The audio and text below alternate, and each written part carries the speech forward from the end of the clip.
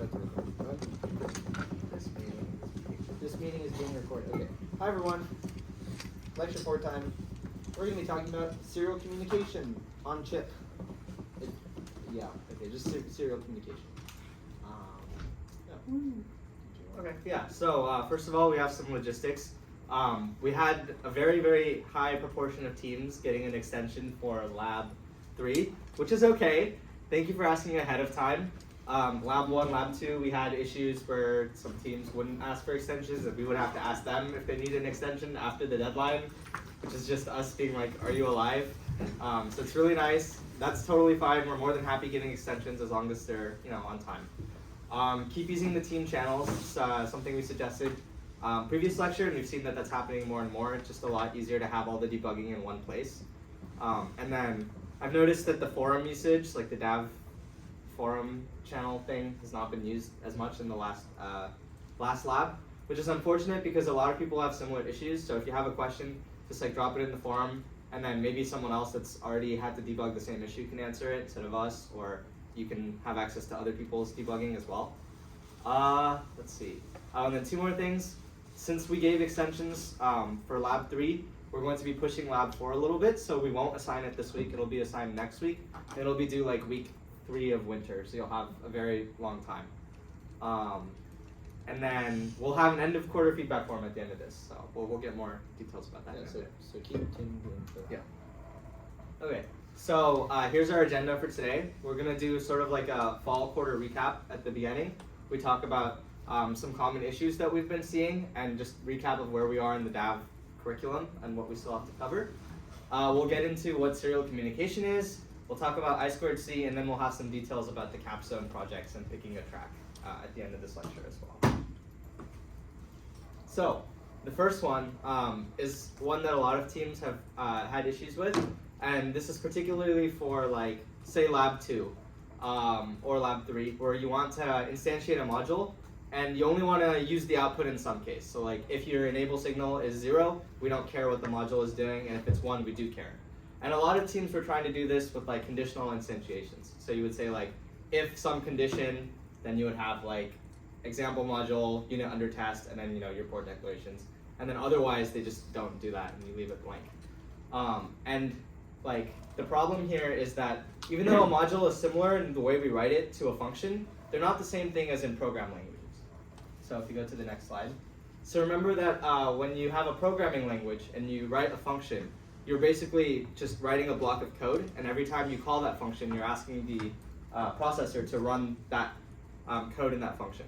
So if you call it 3 times, it'll run 3 times. The way it works in hardware is different, of course.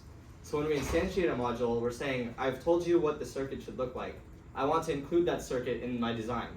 So if I want a clock divider and I instantiate it, when you compile your design and you upload it onto your FPGA, it's going to create that clock divider for you like immediately as soon as you program it. So you can't have conditional instantiations because you can't get rid of that. It's there in hardware. You can't have a case where it exists and a case where it doesn't. So what we can do though is we can change the inputs and outputs. So for example, in Lab 3 you have two clocks, right? You have a 100 megahertz and a 200 megahertz clock. Hertz and hertz, not megahertz. 100 hertz, 200 hertz.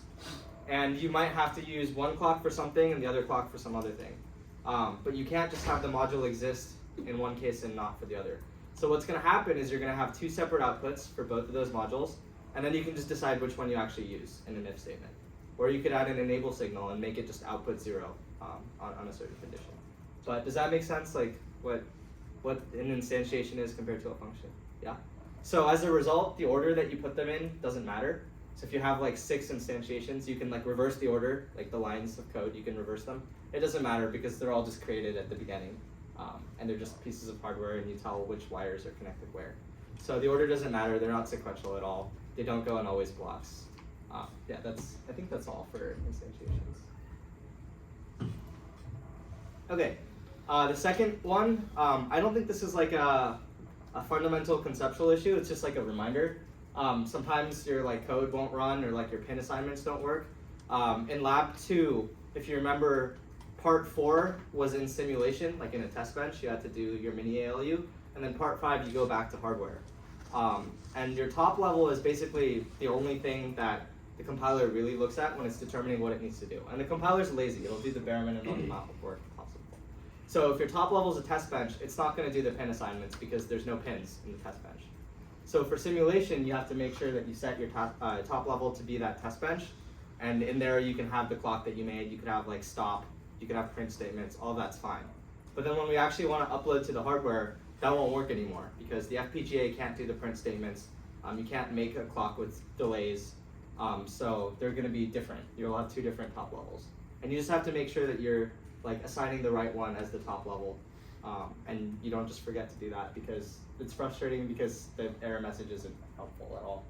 It just like won't, it'll be like nothing to simulate or like it just won't show up. So yeah, that's just something to check. Make sure you have the right top level. Okay, so the third pretty common issue that we've had here is having like multiple driver errors. You might have seen this error before. Basically, it happens when you try to control the same signal in 2 different blocks. So say you have 2 different always at blocks and you want to control the same signal. You can't set something to 2 different things at the same time, right? Yeah, so this basically causes a problem. If you think about what would happen in hardware, you got both high and low voltage. Oh no, it's a short. Okay, that's not so good. So basically, just don't have signals that are driven by 2 different blocks. Usually what you can do is just have 2 separate variables and then choose between them instead of having 1 variable that you assign in 2 different places. Yeah, so like disabling a clock divider output, you can't set it to 0 in like a different place if you want it to be off, right? Instead, maybe you could OR it with an enable. That way that it will and it with an enable so that it will always be 0 if that enable is off. Okay.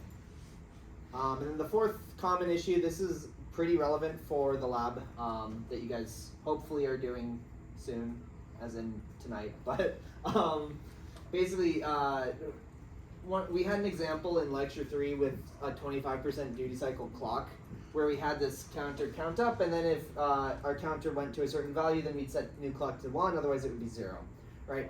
So this creates a 25% duty cycle, which you know, looks like you have one value high for every 3 values low, basically, and that's not as useful for something like our buzzer.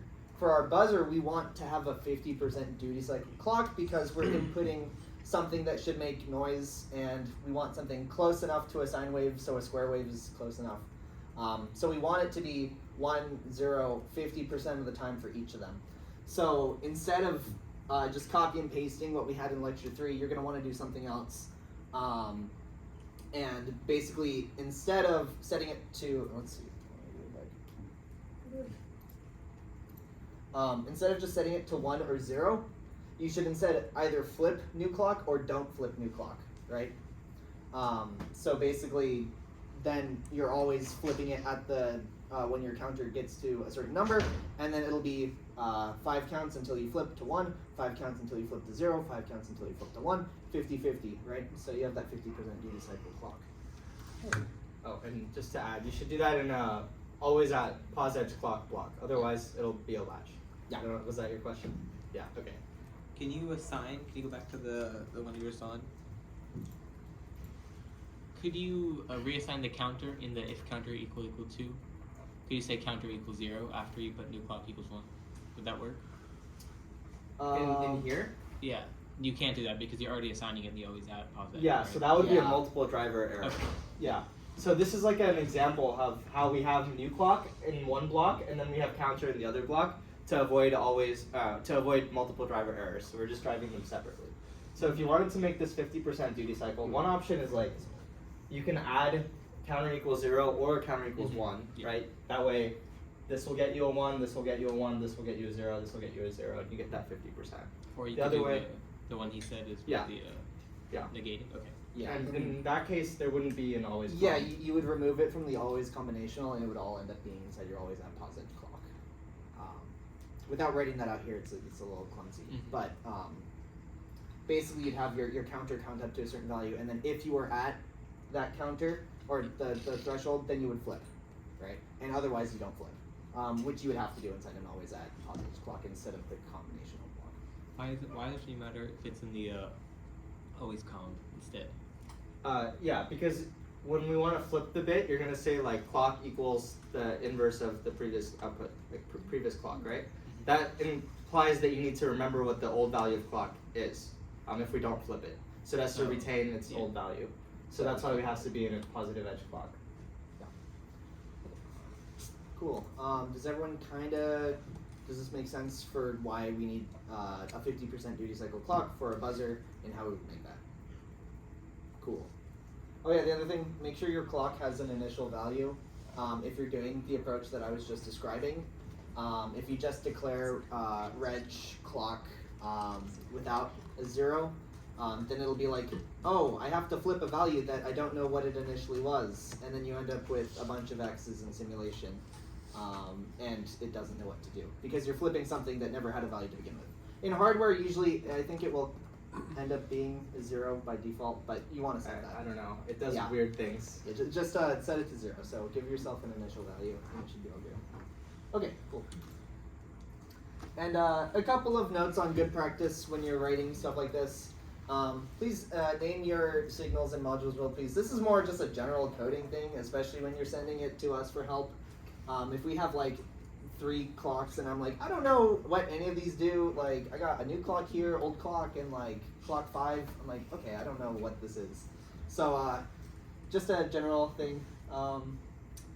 Make sure to name your module as well. And then also use the right number of bits for the job. A lot of times you don't need, or just when you're making something, make sure to think about like how many bits you actually need to get something done, rather than having a little, either too many or potentially too few for if you're trying to count up to a number that you can't do so with your number of bits. So just make sure that you keep that in track and keep that in mind. The other thing we have here is separating your combinational and sequential logic. Basically just makes you think about it a little better, and separating it out, can make it, I don't know, better. Yeah, more efficient, easier to debug. And then the last thing here is use your modules in your separate files. No one likes looking at a 1,000-line long single module, or like a C++ file. It's just no functions or anything. So yeah, your top level shouldn't just have full of junk. The best way to write things is have a nice hierarchy. So feel free to use modules as much as you like for something that you're going to end up reusing. Yeah. Okay. Cool. That's about it for the pointers and as we do the labs. And now here is basically just an overview of like where we are in the DAV curriculum.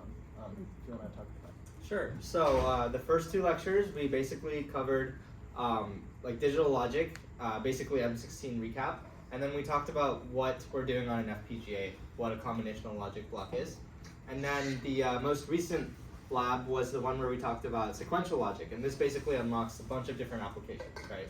With FSMs, we can make like traffic light controllers, we can make games, a bunch of different stuff that you can't do with just combinational logic. So right now we've basically enabled us to do basically whatever we want on the chip itself. Any sort of processing you can do with what you know. What we're going to learn today is communications protocols, so that not only do you have access to what's on the board itself, but you can connect it to a peripheral that has, say it uses I2C. If you want to use, like the OLED displays have I2C? Yeah, all sorts of stuff. Yeah. So we're gonna basically enable our chips to talk to other devices as well. Cool. And then in the future we have a few more things. Advanced FPGA design is the next one. Yep. Cool. All right. So now we get to talk about serial communication. That's crazy. All right. Okay. So as I just mentioned, the point of serial communications is this particular lecture is that we're unlocking new peripherals that we can basically connect to our FPGA, and it lets us do way more things without stuff that's just directly on the board. Basically, like many of you, the FPGA is a CE major, and as you may have seen, some CE majors, the social skills are, I can say this because I'm a CE major, they're kind of lacking. So we had to teach it to the FPGA. And another little thing is that serial communications, the FPGA doesn't know a lot, so we're gonna have to do it 1 bit at a time. So we're communicating 1 bit at a time. We're gonna teach it how to do it ground up. Yeah, I don't think there's anything I want to say about this image. Yeah. Okay, so here are some serial communications protocols. You might have heard of SPI and I2C. Those are the most common when you're dealing with microcontrollers like Arduinos. Ethernet and USBs are also technically serial communications protocols. And the difference between a serial communication protocol and a parallel communication protocol is that serial communication is it's sequential. You're sending like 1 bit at a time or 1 byte at a time. Whereas parallel communications with something like ISA, PCI, you can send a bunch of different packets at the same time and then they like get rearranged. I don't know. We don't talk about it. It's more complicated. Yeah. So we're going to talk a little bit about UART. You might have noticed that UART is not on the last slide. UART is usually, if you've used Arduino before, is your standard serial library is usually UART. And what UART stands for is Universal Asynchronous Receiver and Transmitter. And yeah, you've probably used it before. Now the interesting thing is that UART actually isn't really a protocol. It's more of like a device regimen. Where you have 2 devices that know that the other one has UART, and then they kind of just throw bits down a wire and hope that the other one also knows that it's receiving bits down a wire and somehow gets them. There's no real protocol there. It's more like it's implemented in hardware with like some shift registers that just receive the data and then the CPU can later read them. But basically there's no real protocol here, so that's why it's not really something that we're going to talk about here is in terms of serial communications protocols. We just wanted to note this is what UART is, and it's very simple. If you want to look it up on Wikipedia later, it's pretty cool. Yeah. Okay. So here are the requirements for an effective protocol, and you'll notice that there's nothing technical on this slide. And that's because the motivation for having a serial communications protocol is fairly intuitive to humans. So if you want to have an effective conversation or communication, there's a few things you need. You need the person's attention. You need to know who is a part of the conversation. So if there's a large room of people and I want to speak to just Nathan who's not paying attention right now, I would need to say his name like I just did. And then he knows he's a part of the conversation. It's crazy. It's crazy. Also important, speaking one at a time. This is like a generalization, but the idea is that if everyone is speaking at the same time, like you can't really pick up what's happening. And then the last thing is making sure that the message gets across. So I've said something, I want to make sure that people hear it, understand it, there's no questions. So that's what an effective protocol would be from like a human's perspective if you were giving a lecture or having a conversation or anything like that. And we'll talk about how this maps to technology now. So we have a communications protocol called SPI, we mentioned. It's called the Serial Peripheral Interface. And typically there's one master device and multiple slave devices. And I'll note that this terminology is starting to become outdated. Now we refer to them as peripherals and controller. Yeah, it's controller and peripheral. Yeah, but if you look at old documentation, they just use master and slave, and like all these data sheets just have it. So that's what we're going to be using for the rest of this lecture. So the way this works is that in SPI we have 4 data lines. So this would be like your main processor controller, and then these would be the things you want to talk to. So we have 4 data lines. One of them is a clock. That means every device has the same shared clock. They know when to listen and like what data to actually pick up. Basically, you can think of it as they all have their own always at pause edge clock, and they're shared. It's the same clock. And then we have master out, slave in, and this is basically the one where the master device will speak to the other. You're like broadcasting information to all of the other devices that are connected. So then we have master in, slave out, which would be the master device listening to other devices.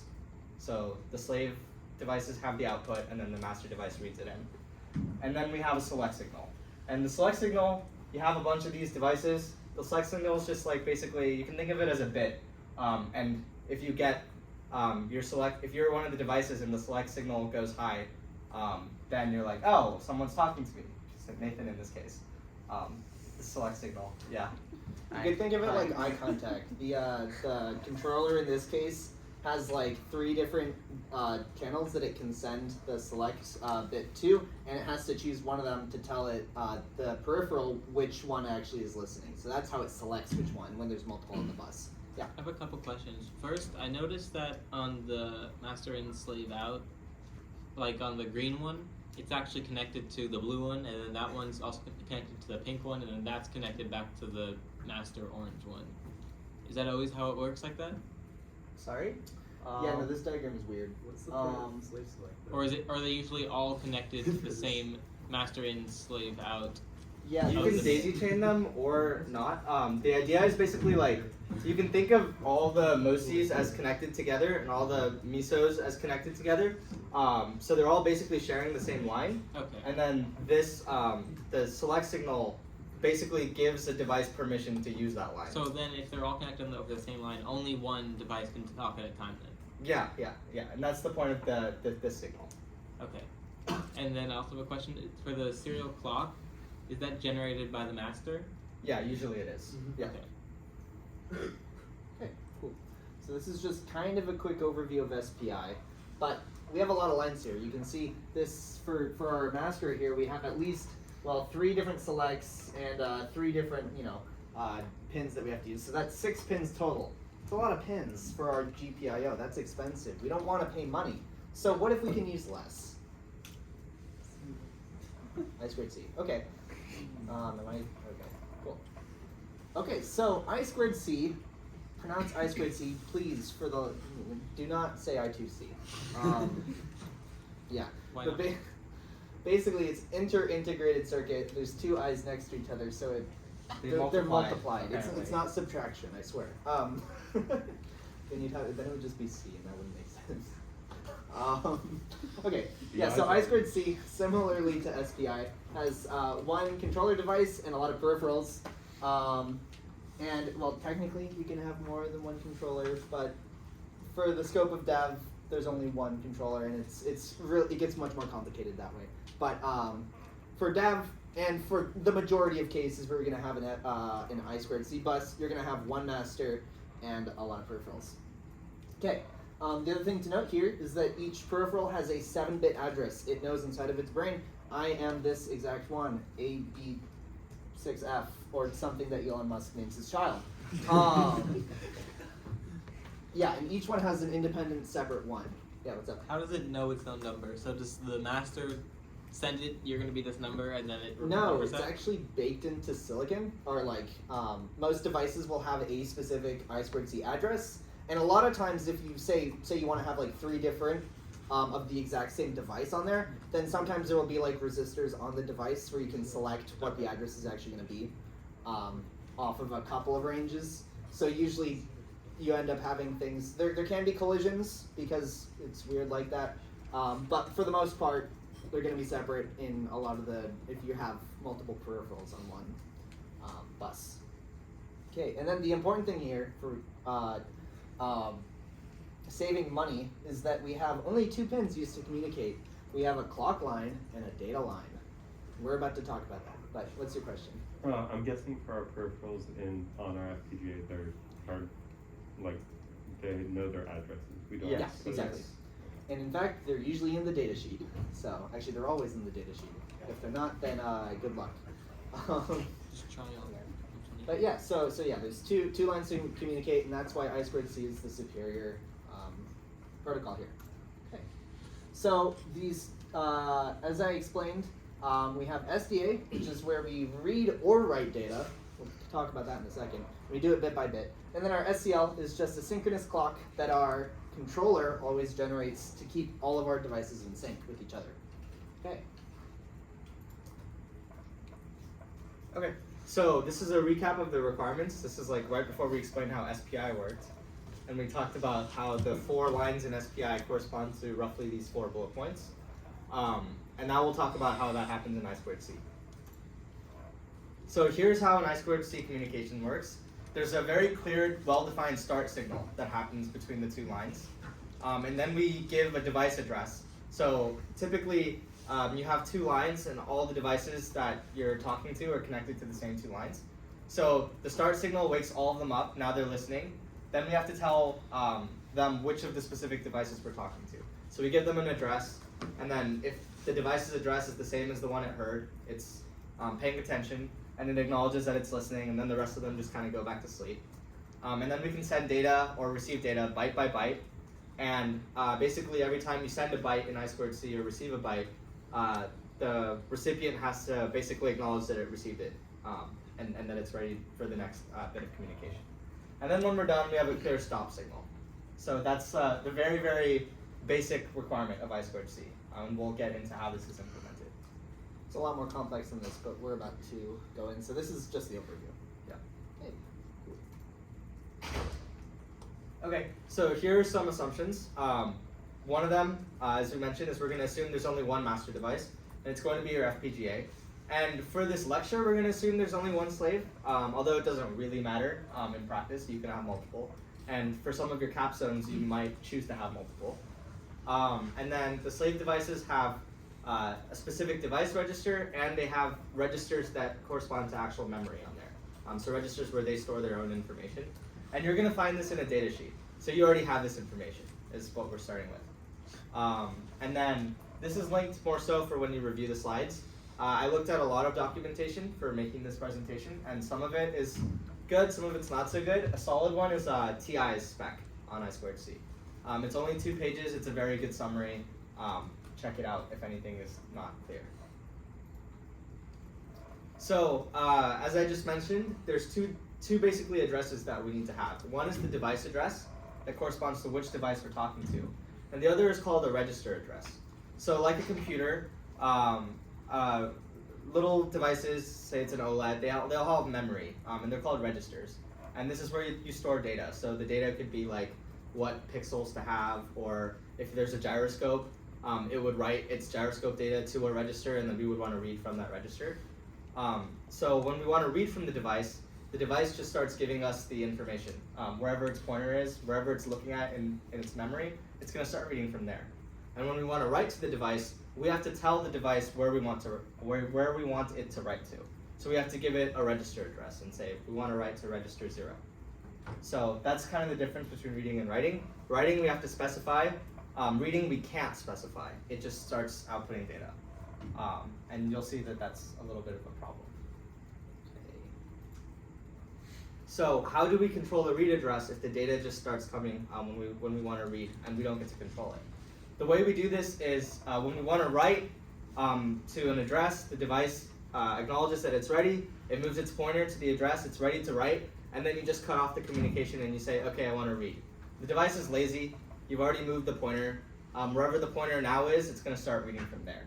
So basically when we want to read, we have to send a write signal and then give it an address, and then we start a read sequence, and it's going to start reading from that address.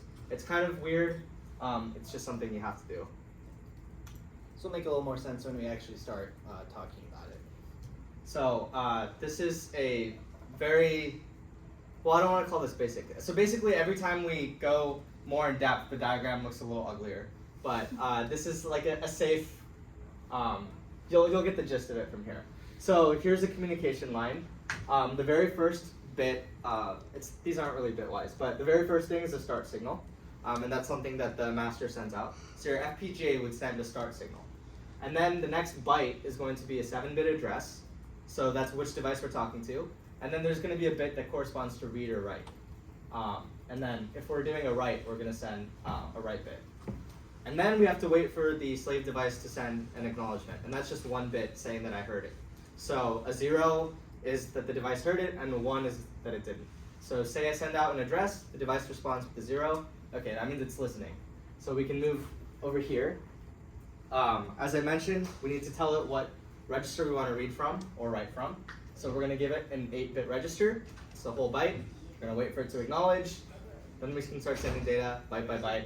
We'll get more depth at each stage in a second. But that's basically what the communication stream looks like. And you'll notice that every box we have a sort of different behavior happening. So the question is, what Verilog structure or concept will let us do this? So we have all these different stages, and we do different things in each of them.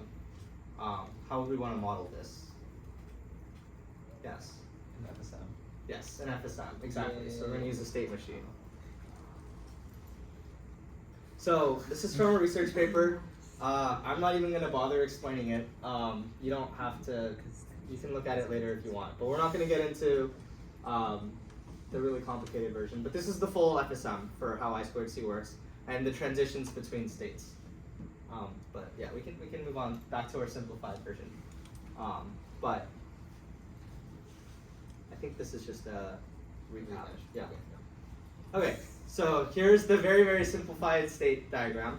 It's not actually a state machine, but it's a diagram, and it does what we want it to do. And you can just hit the start button. I think we can go line by line. So this is what we just had before we looked at the state machine. This is the serial communication stream, and we're going to map it over to the state machine in a second.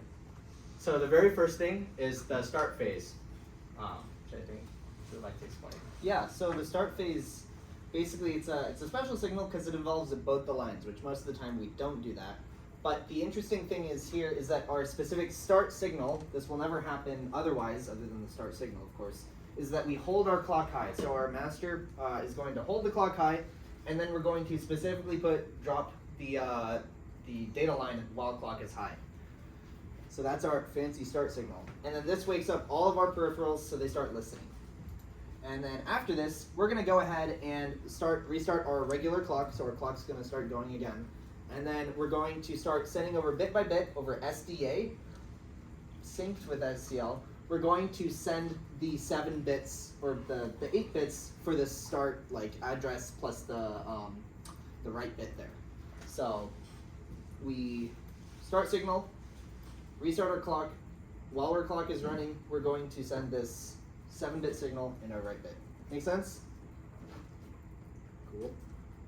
And then if all goes well, okay, never mind. Okay, first thing is we got to talk about how we're actually sending data because it's a little strange. Here's the important thing. Now remember I said that the start signal is when SCL is high, we make SDA low. So in order for that to work properly, there's a very specific thing we have to do, and that is that we don't change SDA otherwise when SCL is high. So when we're sending data, we never change SDA. The reason why is because not only our start signals, but also it's so that our peripherals actually know when to sample the value, right? If you think about the way that the hardware is going to work, it's going to be like, okay, now that the clock is high, I can safely read the signal and it's not going to be changing. Because if you change it during that, then the peripherals are going to get confused, right? Okay. So we only change our data. We don't really send data. We only change what the SDA looks like when SCL is low. This is a typo here, but yeah. Okay, so the way that we do this is with another clock instead of just SCL. Basically, you can see, yeah, this is kind of just another diagram of how this works. While SCL is high, we are not allowed to change SDA right here. And this is both true for sending and receiving, because right now either device on the other side is going to be reading this value. So you can see. Yeah. And then the reason for that is if you have your clock signal is high, and you have a change in the data, it's going to be either interpreted as a start or stop, right? So you don't accidentally want to do that. Otherwise, your devices will either just start listening from the beginning or stop listening. Those are control signals. That's why only we only change the data when the clock signal is low, when it's a 0. Cool. Kind of make sense? I know we just kind of flip-flopping a little, but cool. All right. Yeah, so then how do we send a lot of bits? Okay, well, we just have a counter where we just count up and we send the bits in the value. Hopefully that's pretty easy. So you'll have another clock that inside your FSMs that figures out when you're going to change these values, and then you change it accordingly with your register that you want to actually send. And this is kind of what the waves look like. I think we had a good example of what this looks like before. But as you can see, SDA is held at a certain value whenever SCL is high. And it changes whenever SCL is low. Cool. Yep. Wait a second. So the SCL seems to be like twice. Is the SDA just like random there, like random data? Yeah, this is random data. Okay. You can see it's just it's actually encoded. Oh, okay, by 1 here. 0 0. Okay. So then you have to have an internal clock that's like ideally like 50% out of phase with it then? Yes. Yeah. Mhm, exactly. Okay. Sorry, wait, can you clarify again why you can't change the data while the SCL is running? Sure. So the way that remember for communications protocols, we need to have a clear way to do start, stop, sending data, all that stuff. And we only have 2 lines. So the person that wrote the I2C spec decided we're going to call start and stop control signals. And what that means is if the clock signal is 1 and the data changes, it's a control signal. If it changes from a 0 to 1, it's a start. No, it's stop. 0 to 1, it's a stop. And if it goes from 1 to 0, it's a start. So that means regardless of what the data changes to, if it changes during the clock high, it's going to be interpreted as a start or low. So we can only change it when the clock is 0. Cool. Okay. Okay, yeah. So now that we've done our start sequence, we've done the start thing, we sent our device address and our write bit. Now we're going to read the acknowledge bit. So this is going to be where the peripheral is going to respond with this 1-bit signal over SDA. Basically an ACK is if it brings our data signal low, then we know that it acknowledges. If it doesn't do anything to that data signal and it leaves it at high impedance mode, we'll talk about the specifics of that in a bit. But basically if it doesn't bring our data line low to acknowledge, then we know no one's talking and no one's there and we go home and be sad, or we retry. So yeah, this is the ACK, and we acknowledge the previous byte. If the ACK bit is 1, it is considered a NAC. Which means not ACK. Not ACK. It's a NAC. Yeah. I don't name What's these up? things. So they only get 1 chance to acknowledge, right? The next bit, they have to acknowledge the next bit or they've lost. Mm-hmm. Yeah. Okay. Yeah. And yeah, it makes sense because if you don't catch all the bits, then you're not gonna know what to do correctly later. So yeah. I don't think so. The next bit is like controlled by the SCL. So if we go back to that email, which one is this? So the SCL you can think of as always running like a synchronous clock. And the master device is providing the clock, but either device can send over data. Okay. So they're reading the clock, and so they can just when the clock is low, you can change the data line.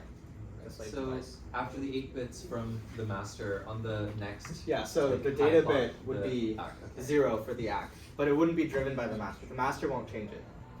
The master, what basically happens is that the master puts it into high impedance, which means it kind of goes somewhere in between a 0 and a 1, and then it knows that if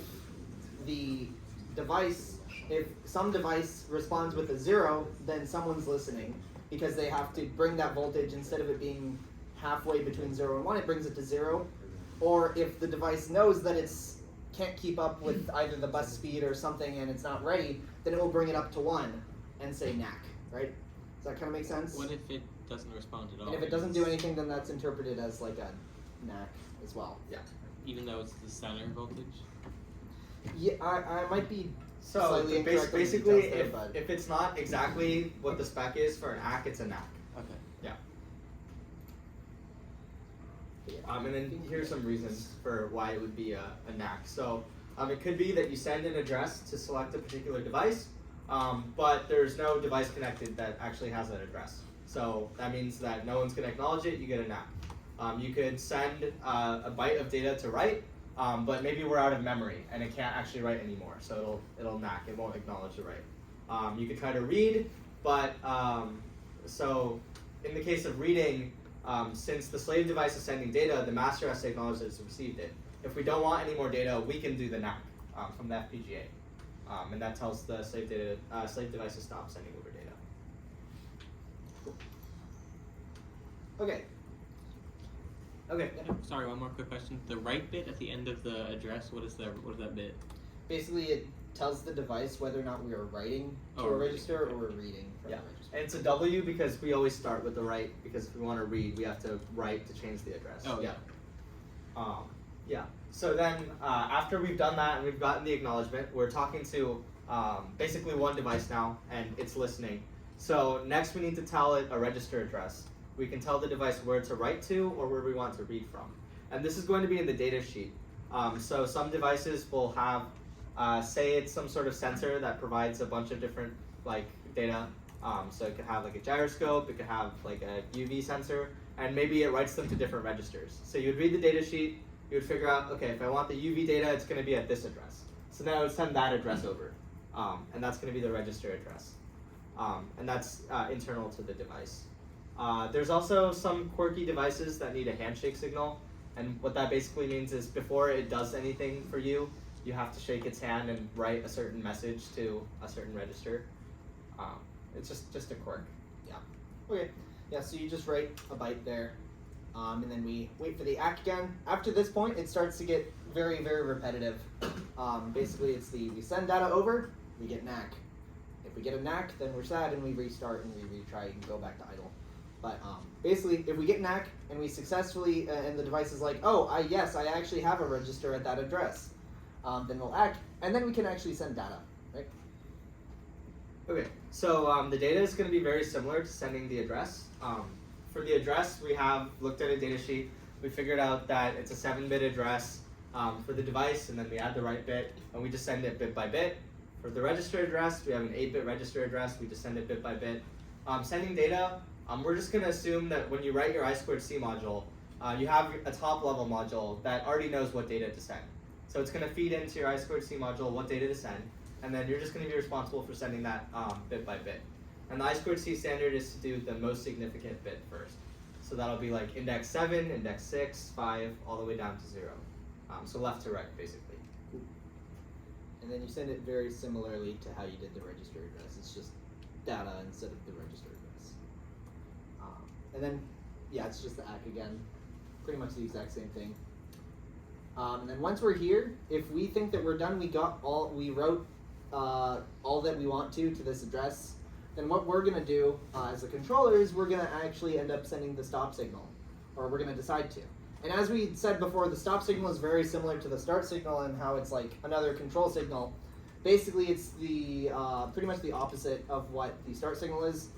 You hold your clock high, and we're holding our clock high, and we go from 0 to 1, then that is signified as a stop. So then all of our devices know just stop listening. Oh wait, do we need to hold the clock high? No, or- you don't need to hold it. Okay, so like the clock signal could just be like yeah. still going. As long as the clock is high when you change it. That's okay. Cool. Yeah, and then another thing, if another reason why your device might knack if you're trying to write to it is, if it can't receive any more writes. That makes sense. There's some reasons why we would knack, but basically we always have to check for, oh, did you actually get that? And if not, then we just stop. Okay, cool. Yeah. So if a system sends a NAC, but say you're trying to feed too much data to it, Yeah. are you able to stop instead of going into idle? Because say if you want to stop after a certain point, but you don't know where. Yeah. So A stop and idle are basically the same. Like you have an idle state, and when you send a stop signal, you actually go to the idle state. The difference is that the stop signal is sent by the person that's currently sending data, whereas the NAC comes from the recipient. So both of them can actually force idle. It just depends on how. That makes sense. Yeah. Okay, so here's a summary of writing data. So we have our start sequence, 7-bit device address, and then the write signal. So the way it works, write is actually 0, read is 1. So you send a 0 as the write bit. Then we have the 8-bit register address, where we want to write to. Then we wait for an ACK, and then we can start sending data. We have an ACK, and then we can even send more data if we want. We could just keep sending data, and then when we want to stop, we have our stop signal. So this is from that TI document I linked. It's very nice, very well explained. Cool. Okay, so as I mentioned previously, reading is very similar to writing, but the difference is that when we want to read, we can't tell it where to read from. The device just starts reading once it gets the read signal. from wherever its memory pointer is, its register pointer. So we have to set that pointer ourselves, and the way we do that is we do a write. So we have our start signal, we send the device address, we send the register write address, which is actually where we want to read to. So that slave device says, okay, I need to write to this memory address, say 16. So it moves its pointer to 16, and then we're just going to send a start signal, and it's going to reset back, and then we're going to send the device address again, and we can start reading. So we basically start a write, and then we just interrupt it and go back and change it to a read. That's how we do reads. And that's how you would change the read address. So. Yeah, so it's a little strange. Instead of being like read and then I send the address and then you reply with what's there, it's more I tell you I'm going to write and write to this address, and I'm like, oh, JK, I actually want to read from that address. So yeah, it's a little backwards, but I promise it makes sense. So for reading, you can't specify the address like in the sequence. You have to like have specified it before you start reading. Yeah. And Yeah. also read is high. It's in the specification, but I believe read Yeah, one it is. second. Okay. Oh, and the reason for that is because we have a spec for how we communicate as the master device, and then when someone manufactures it, there's an FSM in the in the integrated circuit for the slave device, and that FSM says after the read signal, if you acknowledge it, it's going to start sending you data. So you have to start sending data immediately. So if you just send the read, and if you're the master and you try to send a register address, it won't work because that slave device is already sending data. You basically have a collision. Okay, yeah. This is the same thing, but for reading, in case you're curious. So basically, we took the last slide and we put it into the same form. We do that right. We got the ACK, and then we just repeat the start signal, and then we can start reading. So we have the read signal, and then the slave device starts sending over data, and the master device has to do the acknowledgement, and eventually we stop. Does everyone kind of get how reading works? Will it automatically throw a NAC after you read your first data, or is that like It's after if you read enough and the device is like, I don't have any more data for you, then it will send an ACK. Okay, so you could read multiple lines. Yeah. Okay. Yeah, It you depends can on the read device. multiple. It's kind of Yeah, it depends on the device. Some devices, if you just continue, keep on going without a stop, and it just keeps on. And Yeah, you some keep on of them will just, acknowledging, like, it'll just loop. keep on going Yeah. and going and going. So you can't reread the same register then over and over again on the device? Like if there was some data on the device, like the gyroscope data, and you just want this register? Yeah, it's a great Yeah. question. You have to, We'll like, answer in the slide after this, I think. Yeah. Okay. So here's a couple of quirks about I2C, things that kind of didn't follow into the slides beforehand. But basically, our clock speed standard is about 100 kilohertz. You can kind of be all over the place, but usually there's data sheets for these peripherals that you're going to use that define what you're going to use. So usually you want to use 100 kilohertz just to be safe. There's a fast mode and a high speed mode for higher power devices, of course, because really your bit rate is just how fast your clock is going. So yeah. In addition, there's also in this instance and for what we're using, there's typically a 7-bit address. However, there are versions of I2C that have a 10-bit address so that you can have more devices on one bus. Yeah. And then another couple things. Some devices only have one register. I don't know, I guess they're like a push button or something, an I2C push button. But in this case, you can probably leave out the write address and then since it's only one register to read, it doesn't really matter which one you try and read or write from. And then also, as we mentioned beforehand, sometimes there's a handshake signal. The device that you guys will be using does include a handshake signal, so sometimes you need to write a message to a very specific register with very specific data in order for that device to actually start doing anything. So there you go, perfect. And then the last thing here is a note about auto-incrementing, which we got a great question about. And what auto-incrementing here is? Yeah, so the question was if you have like gyroscope and it's always written to the same register, and if I want to keep reading that gyroscope data, would it keep giving me the same one or would it move to the next line? And the answer is it depends on the device, and you're going to find that in the data sheet. So you can have auto-incrementing pointers for reading or writing, neither or both. So you could have a device that auto-increments on write. That means when you write a byte, the next byte you send over will write to the next address, and then the next byte you send will go to the next address. And then if it doesn't have auto increment, then when you write to a byte and then you send another data byte, it's gonna just replace what you just wrote previously in the same place. And if that's the case, then you have to send an address every time you want to change where you're at. Read auto increment is similar. If I read multiple times, if the auto increment is a feature that is a part of the device, then it's gonna keep changing the pointer, and you'll like get the next byte, then the next byte, the next byte. And when you're out, it'll either send a knack or it'll start looping back around. Also depends on the device. If you don't have auto increment, it's just going to only read from that one register over and over again. So that's going to be dependent on the data sheet for your device. Cool. Okay. So now in a little bit of a summary, I2C is going to let our FPGA be social and talk to a lot of peripherals with only 2 pins. We have an SCL, which is our clock that our master generates. We have SDA, which is for our data.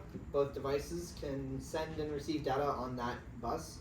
And then we also have the important thing here, SCL must have a stable high for when we're doing data exchange. So we basically have to have a second clock in order for us to actually change our SDA signal when SCL is low. Yeah, I think it should be stable low, actually. I think that's a typo, right? When SCL is high, that's when you read your data. So, Control signal. Okay. yeah, anyways. The clock must be stable. I don't know why it's stable high or anything. But, okay. And then also I2C can be represented as a finite state machine with a lot of different phases, and that's what we're going to be using. And then we can send bits or receive bits by using counter and sending and receiving bits. So yeah, yay, social. Okay, cool. All right, that's all about I2C. That was a lot. But now hopefully we can actually get to the implementation part, because that's always more fun. And so you guys might have noticed that you guys have Nintendo joysticks inside of your kits, or at least all of you should. And this is what Lab 4 is going to be about. Basically what we're going to be doing is being able to use this with our FPGA as an input device, because it's a fun one. Turns out it just uses I2C, and it's all easy, and we can use its own address and figure it all out. So basically, yeah, the relevant things. There's some references that we link to that tell you how to use the joystick. Basically, there's a handshake that you have to do with these guys before you wake them up. And then you can just get all the data, and it all comes out in like a nice 3 bytes with your accelerometer data, your joystick, and your buttons, and hopefully there's some fun things that we can do with that. Okay. Oh yeah, here's kind of what it looks like. It's more than 3 bytes, but yeah. So there's all the fun bits. And yeah, so for Lab 4, we're not going to release it this Friday. We're actually going to wait a week because so many people want to finish Lab 3, and we don't want to push you guys too fast.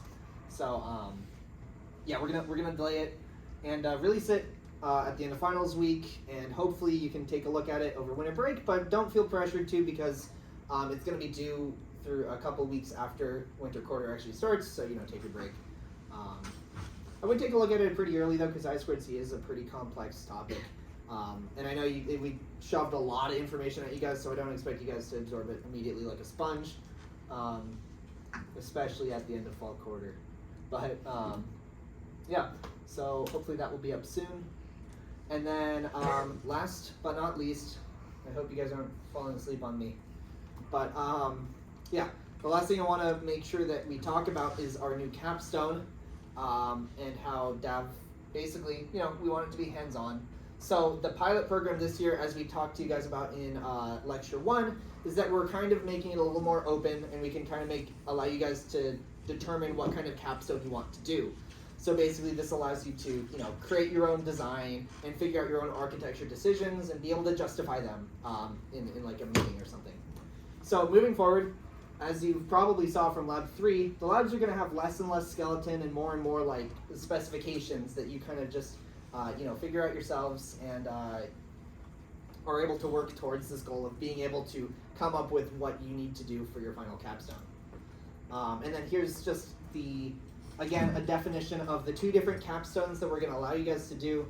we have the original DAV, our signal processing project, which is going to have, you're going to be using VGA, a microphone.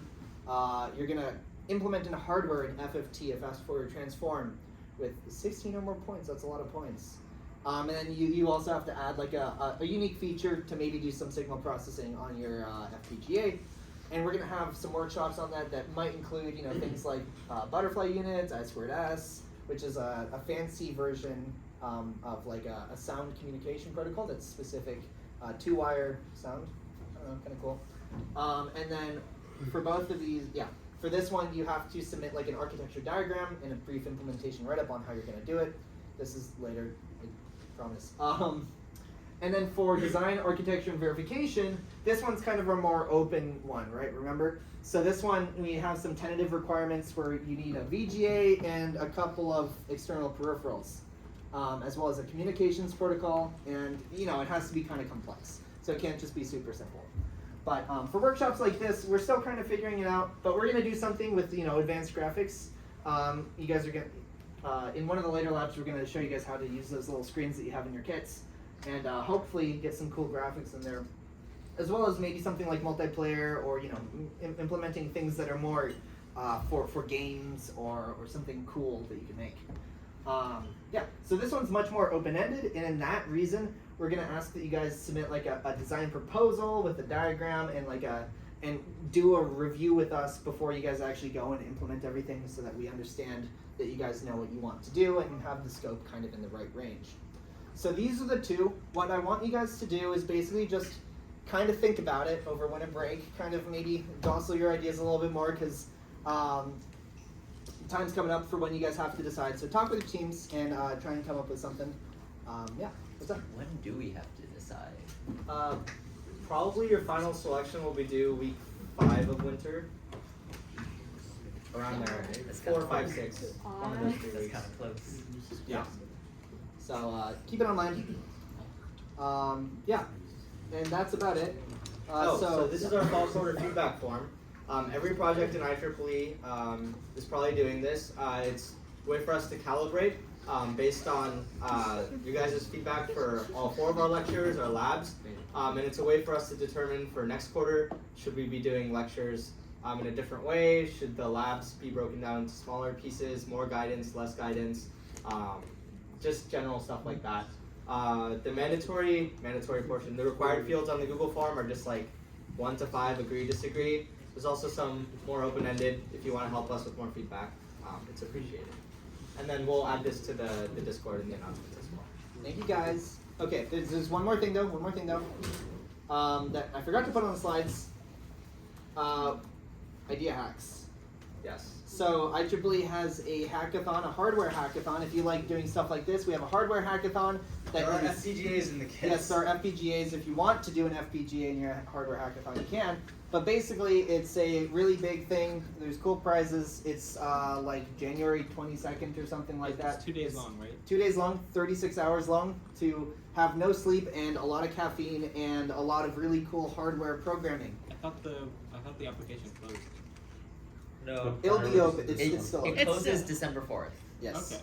So, if you want to be part of the biggest hardware hackathon in the West Coast, then you should join, because it's really cool. When is it? January 22nd. January 22nd. Is You can that- go. Yeah. That's the week after winter break, or It's like 2 probably, weeks I after? think it's January 20 to 22nd. The first day of class is like the 8th or 9th or something. Yeah. Okay, It's so it's it's- week 2. Okay, week 2. Yeah. If you are at all interested, you can go to their website at ideahacks.la. That is IDEA hacks HACKS.LA. Yes. There's free food at the hackathon. There's free food. Prizes. There's no Prizes. admission cost. Doesn't cost you anything. You get a cool T-shirt. The T-shirt's actually really cool this year. And So there's like workshops and stuff? yes, Yeah. there's workshops and That's there's prior to it, obviously, right? Okay. No, there's some During During as well. Yeah, there's workshops during. Like, aren't you There's wasting also your like time? There's like some sponsoring, some sponsoring companies that want to do like a couple workshops there. Like during the event? Yep. Yeah, during the event. It's like Aren't you like If if you- you That's typical. if you need a mental break, you know. I see. Yeah. We also have non-technical workshops. Like I think there'll be like a Yoga. yeah. There's like a yoga. Yeah. I don't know. All sorts of It's fun. really cool stuff. So it's a big event. If you're and it's here in Ackerman. So if you're at all interested, sign up. It's really cool. All right, cool. That's all the advertising I had to do. See you guys. Where do I sign up for that?